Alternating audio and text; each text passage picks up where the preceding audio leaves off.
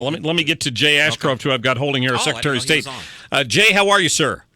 I'm doing well. Thanks for having me on, and I'm glad I don't have to take questions from the fake press like the press secretary does. Amen. Oh, boy, it's great to have you on again. I know last week we tried to get you on here to talk about Scott Pruitt when he finally got his approval, his confirmation to be head of the EPA. Isn't that wonderful? I thought someone that understands the law, understands industry, understands how we can protect our environment, and yet make sure that we have jobs so that people can have families and enjoy freedom in the clean environment. It's a new day in America. Did you have a chance to? Have you ever met him or spoken to him about his thoughts on this? A lot of friends in common. I haven't specifically talked to him since his nomination. But a lot of friends in common, both through the Attorney General's office in Oklahoma and through other people that know him and reading his writings and what he's done. And I am so proud that we are going to take a different tact. We understand that we need to create jobs so that we have the money to keep our economy clean and people can enjoy it. Secretary, I'm in the studio here with Chris Arps today.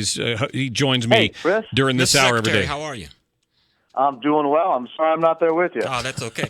You know what? The Wall Street Journal had a good article on Secretary Pruitt where they were saying it's a misnomer that he wants to go in there and just disrupt everything and basically shut down the EPA. He basically just wants to enforce the laws that are already on the books the way that they're supposed to, not go and destroy the agency. Is that your understanding of what he wants to do?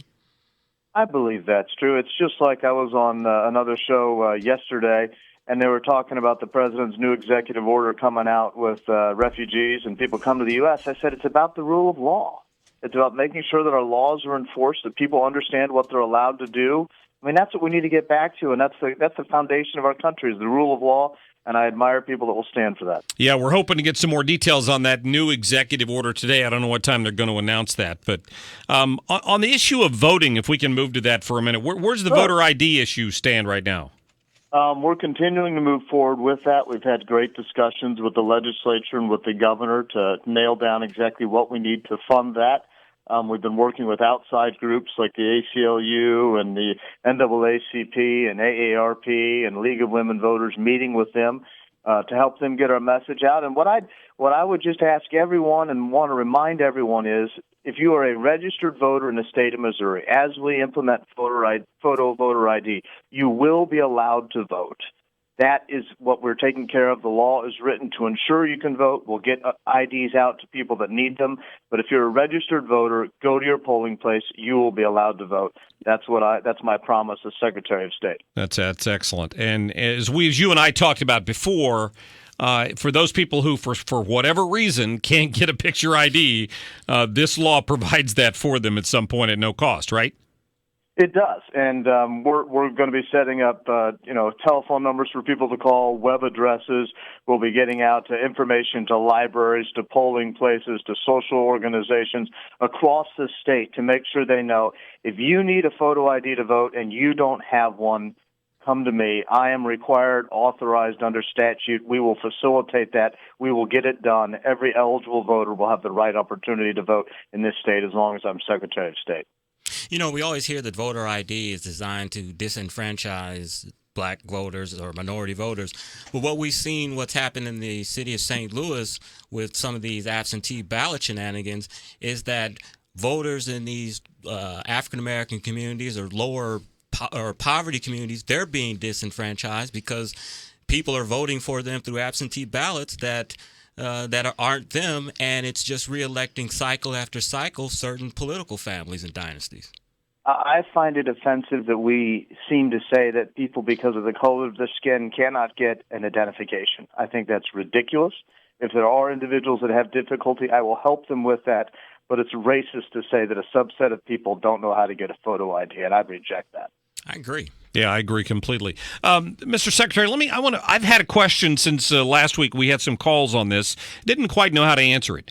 There was a case down in Dallas where a lady who was an illegal immigrant, who was not a citizen of the United States, but apparently was here legally, was voting, and because she checked the box that said she was a citizen.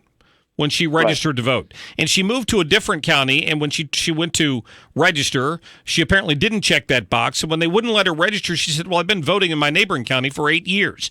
So they charged her, and I think they've sentenced her to like 8 years in jail or something like that for voting illegally. So my question is, in the state of Missouri, if somebody checks the box that they're a citizen, when that form gets turned in, is there anybody who checks that? Does anybody run a background check to find out if people simply lie on that question and are voting illegally? The vast majority of the time, there is no check on that. But we, the people, in November, if you remember, we passed Amendment 6, which allowed the state to require individuals not only to prove their identity, which we've been talking about with the photo voter ID law, right, but also citizenship and residency. And we are moving forward in the Secretary of State's office to make sure that every eligible voter has that right opportunity to vote only once. But non-citizens aren't allowed to vote. I don't go to Mexico to vote in their elections. If you're a citizen elsewhere, you shouldn't be voting in ours. Yeah, it's good. It's good. Is it a fair question to ask why we haven't tightened that rule across the country? I mean, I know that's a little out of your purview, but as a Secretary of State, you're bound to be talking to other secretaries of state about this. Why wouldn't they put some sort of system in place to require some sort of background check for people when they register to vote? I would just point you to what happened in St. Louis. Clearly, there were people that wanted it to be easy to file absentee votes in other people's names. Yeah. And because that would make keeping that loophole open would make it pretty easy, wouldn't it? Yeah, that's a good point. So do you have any thoughts on the president's allegations that there were illegal aliens across the country who voted in the last election? Well, I think it's an absolute certainty that there were illegal votes across the country, that there were non-citizens that voted. I think the only question is as to what extent that occurred. Right. And when you think about it, you don't need to have 30% or 20% of the vote that's wrong. You don't need double digits like that. You need a couple of percentage points, and you would change elections. We are helping a special prosecutor in the state of Missouri right now that's investigating allegations, and I believe we now currently have some signed confessions of people that were working on voter fraud and incurring voter fraud in those elections. So we know that vote fraud occurs. We've seen it in Missouri. We just don't know how much. I think it's great to have an investigation. We should always be looking at how to make our process better, not only so that the will of the people is made known, so that people have confidence in it, so that more people will participate. Yeah, well stated. What are you working on? What are you the most proud of right now? Well, we're working a lot on photo ID and implementing that. And obviously, because we've had organizations for the last 2 years that have been misleading people and telling them they won't be able to vote, we're working really hard to get our plans together to get the message out that if you're a registered voter in the state of Missouri on Election Day, go to your polling place and you will be able to vote.